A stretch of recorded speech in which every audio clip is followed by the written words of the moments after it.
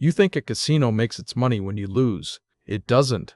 On the Las Vegas Strip, gambling is now barely a quarter of the money. In 2025, out of every dollar these resorts pulled in, only 26 cents came from the casino floor. The other 74 came from somewhere else. The biggest resorts on this street make over $3 million a day, and most of it has nothing to do with the roulette wheel. So where does the money come from? Let's open the machine. Every casino you've ever walked into is a money machine, engineered down to the carpet. Today, we take it apart. First, what one of these costs to build. Then, what it costs to keep the doors open 24 hours a day. And then the part nobody explains. The 4 engines that turn your night out into their profit. The last one being the one you won't see coming. By the end, you'll walk any casino floor on Earth and read it like a balance sheet. Start with the price tag. First thing to understand, a modern strip casino is not a casino. It's a small city with a casino inside it. Take Resorts World Las Vegas. It opened in 2021 and cost $4.3 billion, the most expensive resort ever built in the city. Next door, Fontainebleau opened in 2023 at $3.7 billion, after sitting half-finished for over a decade. $4 billion. That's more than a nuclear power plant, an aircraft carrier, or the tallest skyscraper in America. Now the strange part. Inside a $4 billion building, the casino floor, the slot machines, the tables, the felt, takes up a small slice. Fontainebleau's casino floor runs about 173,000 square feet. That sounds huge, until you count what sits on top of it. 3,600 hotel rooms, a convention center, a dozen restaurants, a nightclub, a spa, and a pool deck the size of a city block. That ratio is the first clue. If the casino floor were where the money was, why spend billions on everything around it? Hold that thought. To understand the machine, first understand what it costs to run. A casino resort is one of the most expensive businesses on the planet. To run, for one reason, it never closes. 24 hours a day, 365 days a year, the building is fully staffed. Dealers, pit bosses, cocktail servers, security, surveillance, valets, housekeepers, cooks, engineers.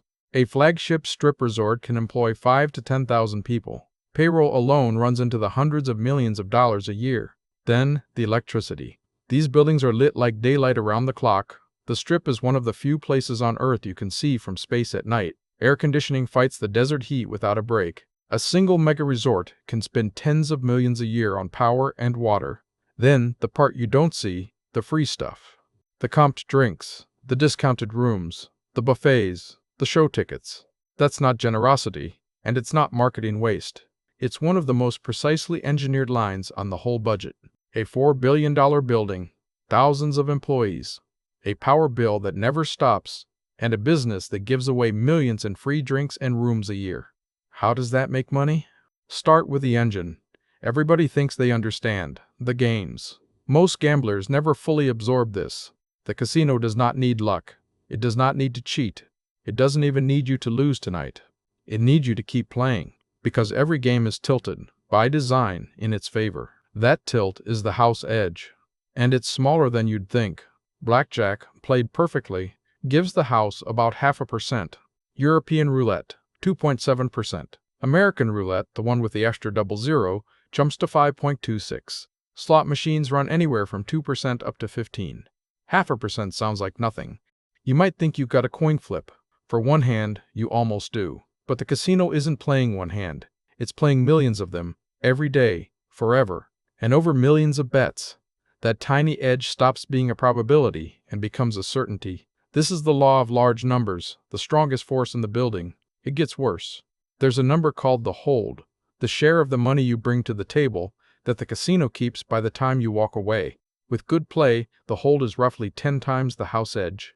So a game with a 2.5% edge doesn't keep 2.5% of your money. It keeps around 25. Play worse, like most people do, and it climbs past 35. Why the gap? Because you don't bet your money once.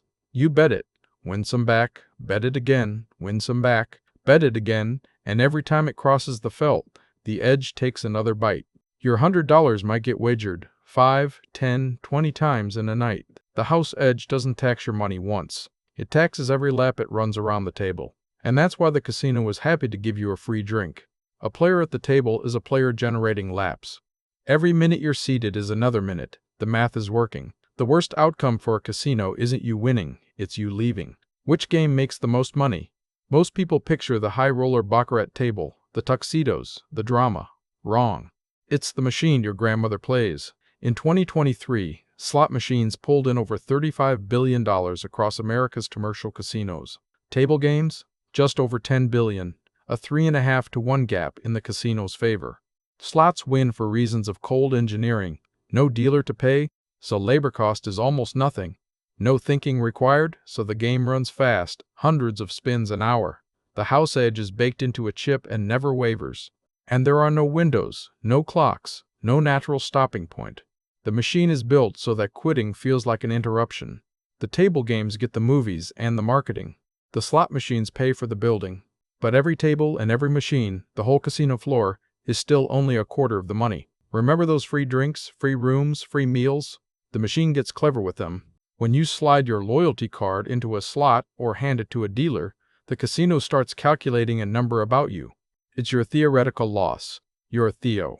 The formula is simple. Your average bet, times bets per hour, times hours played, times the house edge. That number is how much the math expects to take from you. Not how much you lose tonight. The casino doesn't care about tonight. It cares about the long run, where the math always wins. Your Theo is what you are worth to them. Then they hand a slice of it back as free stuff. On table games, they reinvest 15 to 30% of your Theo in comps. On slots, 8 to 15. For whales, the biggest players, it can climb past 50. The free room isn't a gift. It's a rebate on a loss, the math already scheduled. They spend a fraction of what they expect to win, so you come back and generate more laps. The comp isn't a cost. It's the cheapest marketing on earth, paid out of money you were going to lose anyway. That's 3 engines. The math, the slots, the comp loop that keeps you inside. Together they still explain only a quarter of the money. So where's the rest? Now the part that changes how you see the whole building. In 2025, on the Las Vegas Strip, the casino floors, every table and slot combined, brought in $5.5 billion. Non-gaming, hotel rooms, restaurants, bars, clubs, shows, brought in $15.6 billion. Non-gaming is now almost 3 times bigger than gambling, and 2025 wasn't a fluke. It was the 27th year in a row that gambling made up less than half of the Strip's money. The thing the city is named for, gambling, is now the minority of the money. The modern Strip casino makes most of its living selling you a $400 hotel room, a $90 steak, a $200 club table, and a concert ticket. So why keep the casino floor at all? Because the casino floor is the bait. It's why you fly to Vegas instead of Orlando. It's the gravity that pulls 40 million people a year into a building where they spend on everything else. The floor doesn't have to be the biggest earner. It has to get you through the door, and once you're inside, the resort sells you the most expensive weekend of your year. The old casino made money when you lost.